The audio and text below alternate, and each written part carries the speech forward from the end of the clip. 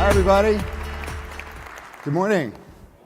So good to be with you this morning. Everywhere I go, I run into people who are interested in making a little more peace in their own world, to create a bit more harmony among the different parts of their lives, and to help other people to do the same. And that is what I want to focus on with you this morning. This approach that I want to share with you and bring to life in your world, so this is not going to be just me talking at you. I'm hoping and expecting that you will participate actively in this hour, this discovery, about what it means for you to improve performance in the different parts of your life, to explore that idea, to be open to exploring that idea across the different parts, as Chris said, work, home, community, and self. That's what I'm going to be asking you to think about, and to pursue, to think about how you might be able to, in your real world now, pursue what I call FourWay Wins, and that is improved performance at work, at home, in the community, and for yourself personally. In this next hour, if I'm successful, each one of you will leave here with a plan that you're super excited about actually implementing, a plan for an experiment that you'll try that's designed to have a positive impact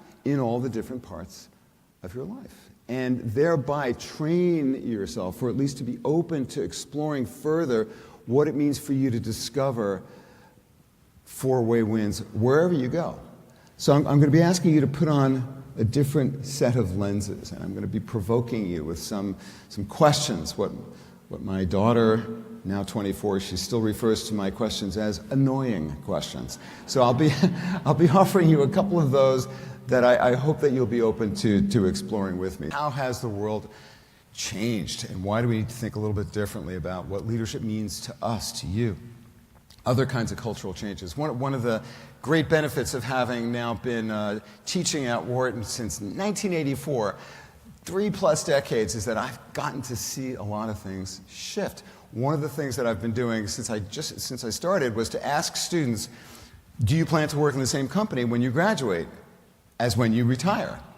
Stay with the same company your whole career. So in the mid-'80s, I started asking this question of our MBA students. What percentage of Wharton MBA students do you think said, yes, that is my plan? 70%. 70%.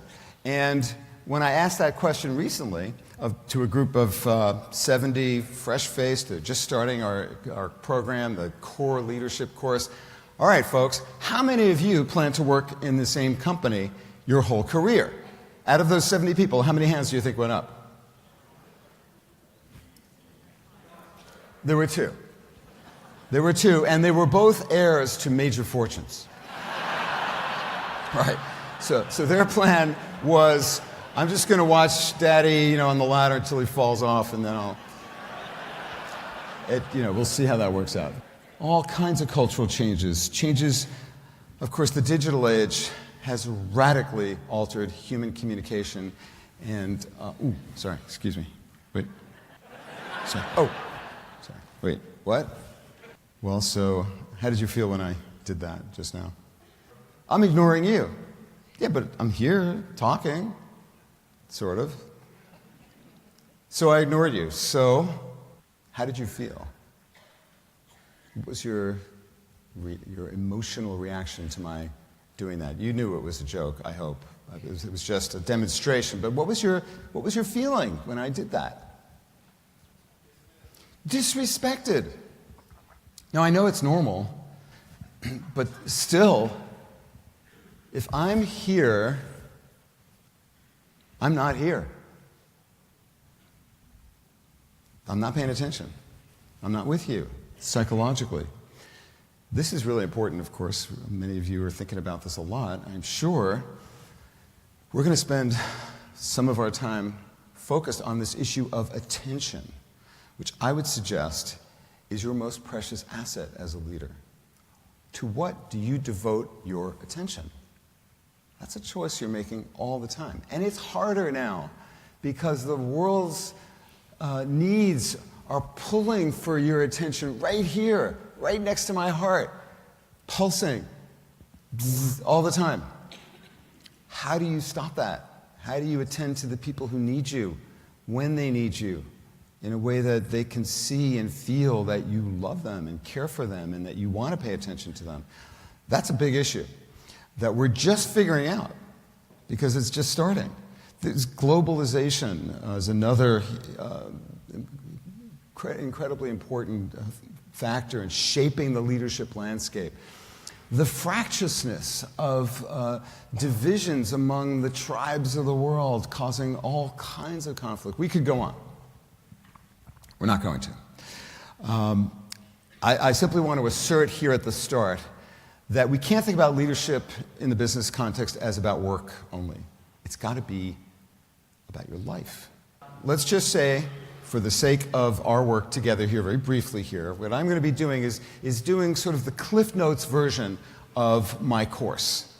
In the Cliff Notes, we've got this one thing that I want to ask you to do, and that is just to think about these 4 domains: work, home, community, and self. Now, I know that they are interweaving and overlapping. That's kind of the idea, is to think about their interconnections. That's what I'm hoping you're going to see after our time together this morning, is new ways in which the different parts weave together and affect each other. What I'm asking you to do now is to take a snapshot. So think about your work, career, maybe you're in school, that part of your life, your home or family, whatever that is to you.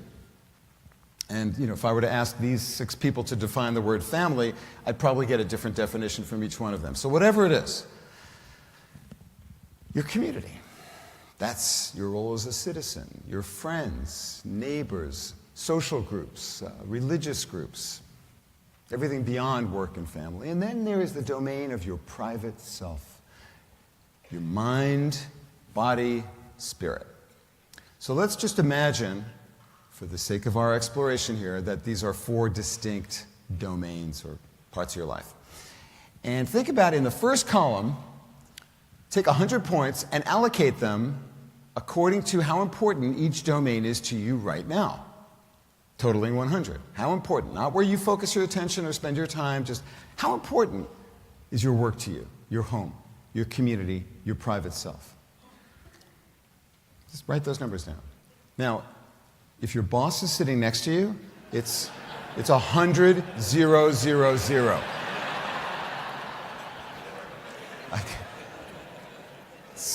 So he just did that. It's whatever it is. Whatever it is. This is for you. You're here for you to grow, have a more positive impact on the world. All right, in the second column, let's get back to that issue of attention. Where is your mind during your waking hours? What are you thinking about? What are you focused on? So think of a typical week in your life and take another 100 points. Maybe it's a typical month, or just look at a year. Where's your mind? In which domain are you focused in your psychological presence, your attention? In the third column, I'm going to ask you to do just a top-of-mind assessment. How are things going for you? Your sense of satisfaction or well-being. Very subjective. How do you feel about how things are going for you in your work, in your home, in your community, and for yourself privately? On a scale of 1, I am not at all satisfied, things are bad, or 10, I am completely satisfied, could not be better. All right. Finally,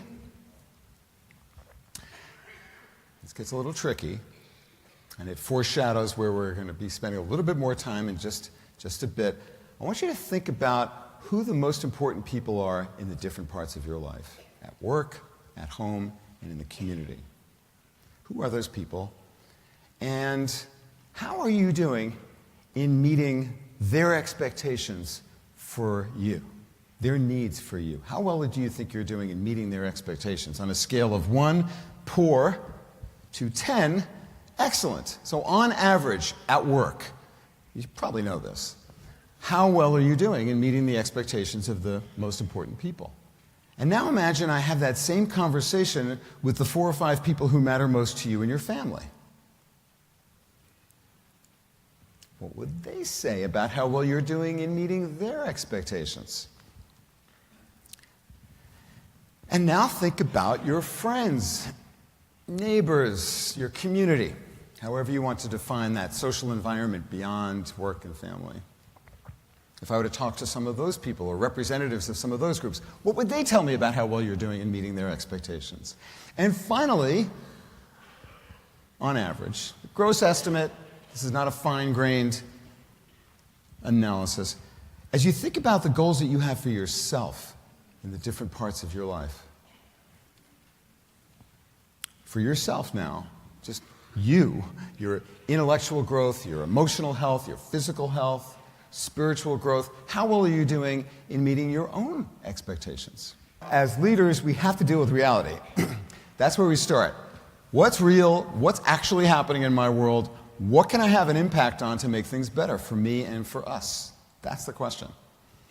So this is just one way to look at that reality. One way that I created as a part of the work that came out of the research that we did in the 90s. And then when I went to Ford Motor Company, I took 3 years and served as the head of leadership development at Ford Motor Company. I took a leave from my faculty role, and I was the senior executive responsible for leadership development worldwide at Ford, and that's where we created this program. And then I came back to Wharton, started teaching it there, and then sharing it with people all over the world. And what I hope and expect will start to happen, and this is where we'll spend the rest of our time, is that ideas will start to pop about things that you might try to better align what's important with what you do every day, and thereby improve performance in all the different parts. And that's where we're headed, is for you to design a game plan and a scorecard for how to actually do that. What people often find is that they feel better about themselves because they realize that it's not just me. I'm not the only person wrestling with these challenges. It's not me, it's the world. This is hard. And that indeed, we've taken now tens of thousands of people through this. The full course program it takes months. We're just doing the introduction here. But one of the most important things that people take away, in addition to thinking differently about the freedom that they have, the possibilities for pursuing value in all the different parts. We'll get there in just a moment, how you can do that. They feel better because they realize that it's not just them. And indeed, they have other people with whom they are talking about these issues, and they start to create small communities or just friendships with others who are wrestling with these same questions. And that makes them feel better and more confident about confronting these challenges. And that is of real value. It may seem soft and squishy, but it matters. It makes us more human. What total leadership is it's a systematic but very flexible way of helping you to learn how to create change that is indeed sustainable in your world as a leader. Sustainable because it works not just for you, not just for your business, not just for your family, not just for your community, but for all the different parts. It starts, like any useful, fruitful learning journey, with the question of why you're here. And so I'm glad I'm the first speaker of the day, because I get to ask you that, and hopefully this idea will stick with you. Maybe it'll change, but it's always a good idea to ask yourself about your intention. Like, why? So why are you here? Why are you here today?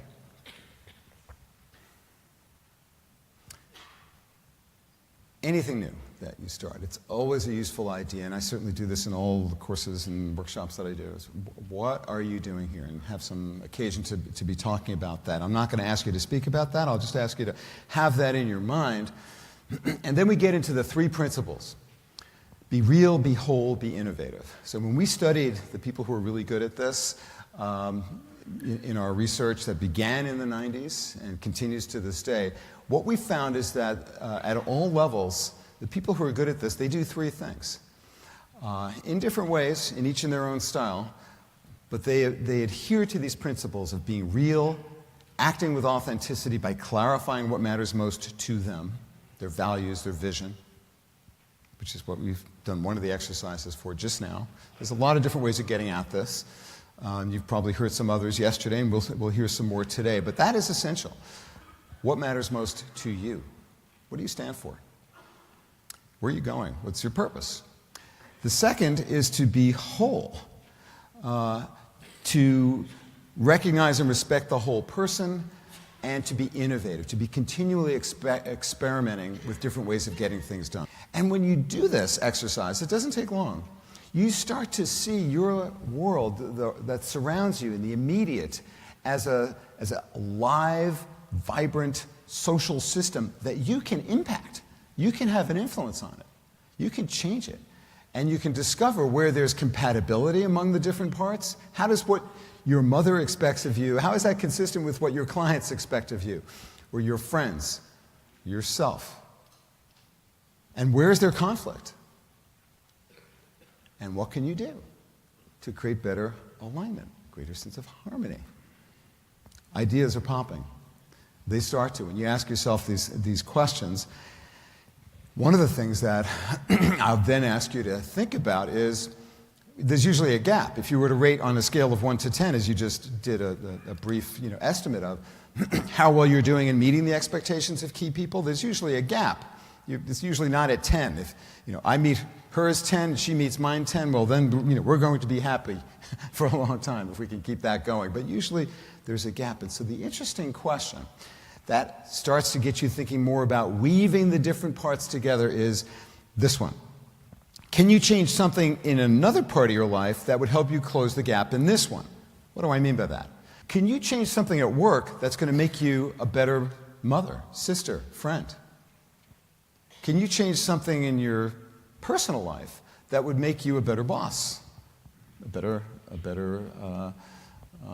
client service leader, a better member of your community?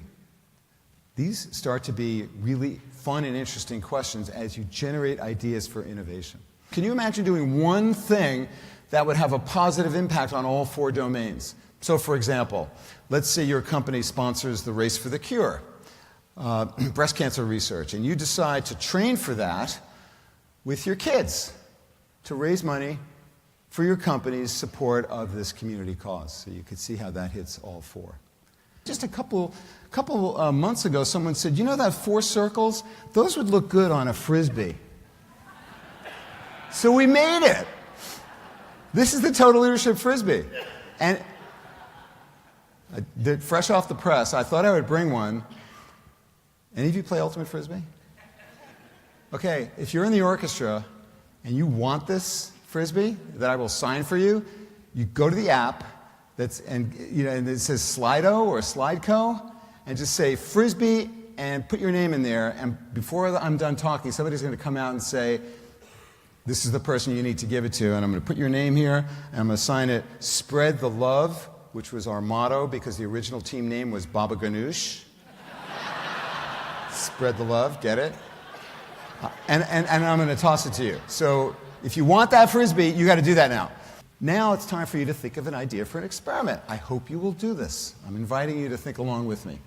What are the different kinds of experiments? You can read the descriptions there. I'll just give you a quick overview. Tracking and reflecting. So some people decide, I'm going to keep a log or a diary or a journal or a gratitude journal. Planning and organizing. Using your calendar to include not just your work calendar, but your life. They do this at Google now. It's standard there, as I understand it, where you include non-work activities on your calendar and people can see it.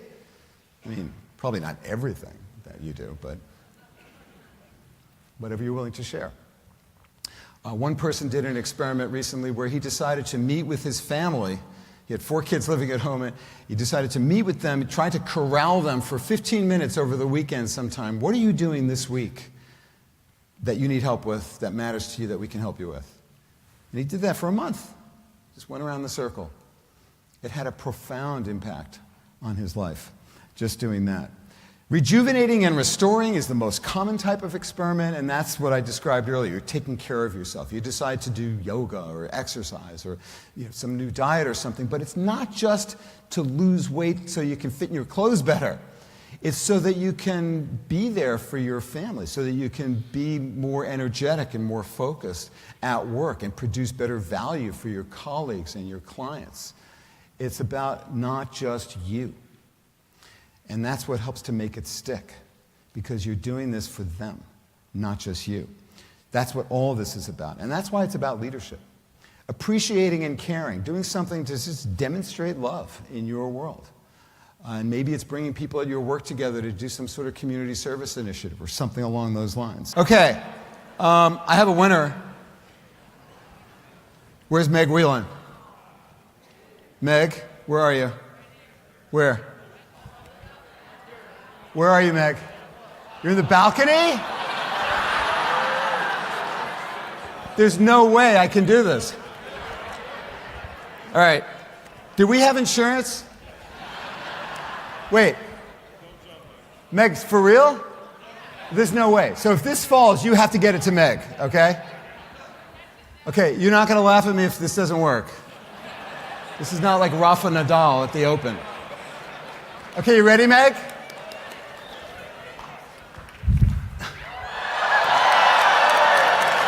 Let's see it, Meg. Woohoo! All right. I'll just tell you very briefly before wrapping up here what we've learned. People start to think differently. They start to see how you don't have to always be trading one for the other. And they start seeing where there is opportunity in their world for pursuing wins in all the different domains. And they don't look over opportunities to capture the value from one part of their lives and bring it to bear on the others. They see how investing in community can help them in their work and professional lives, as Larry and I were just talking about in the great experiment that he came up with. There are all different kinds of ways of seeing how who you are as a soccer coach helps you as a manager, or as a friend, as a father, for yourself personally. You start to see ways of capturing value and creating a little bit more peace, a little more harmony. Now, this is how most people think about work-life balance. Bad word.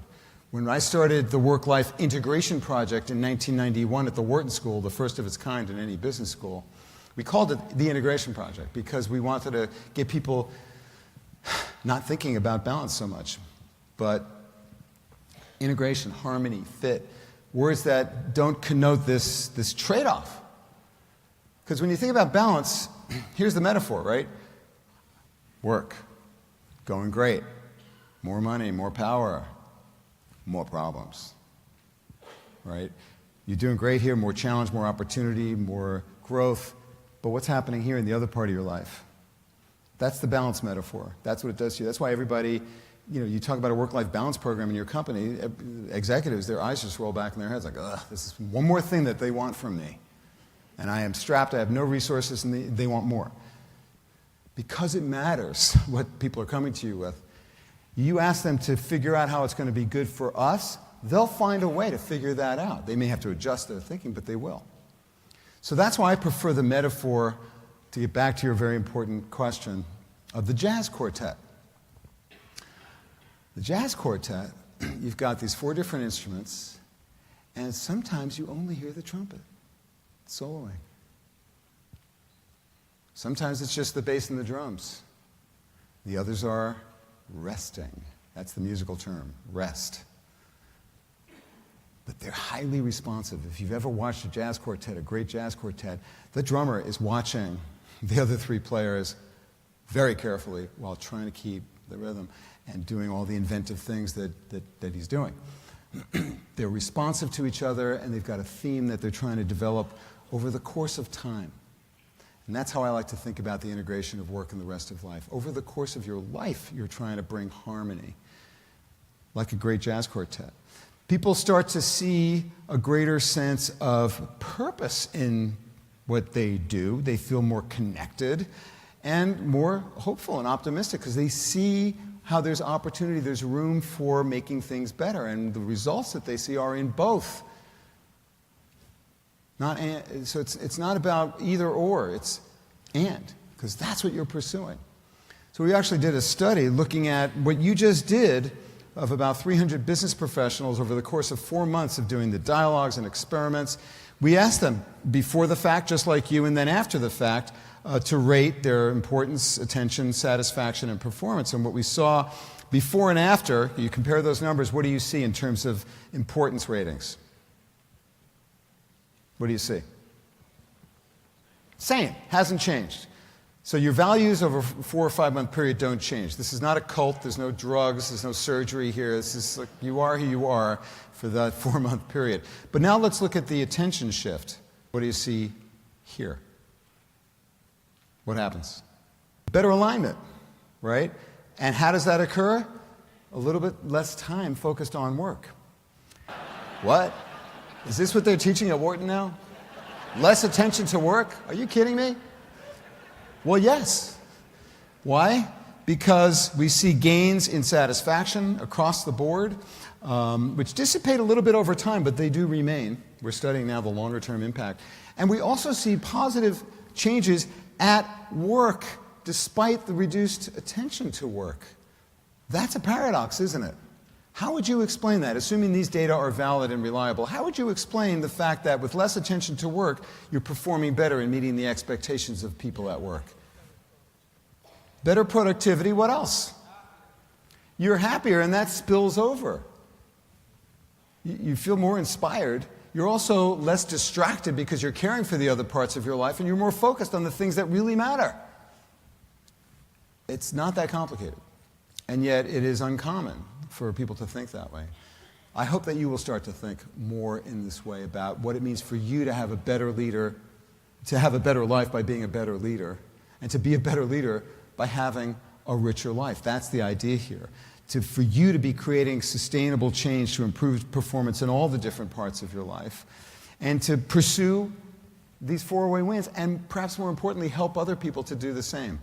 These are the principles that I hope that you'll start to practice or just to think about, and how you can bring them into your own world, to be real, to be whole, to be innovative. You can get better at this. And continually reflecting on, well, what am I learning about this? As you just get better and better, you practice this. This is what the great ones do. And in fact, a few years after I wrote this book, in just 30 seconds and we'll be done here, people kept asking me, well, this sounds great, and you can teach your executive MBA students and companies you can go, but what about in the real world, people of real significance? They don't live like this. Not true. You, of course, know people who have sacrificed everything at the altar of business success. But there are far more who demonstrate the opposite.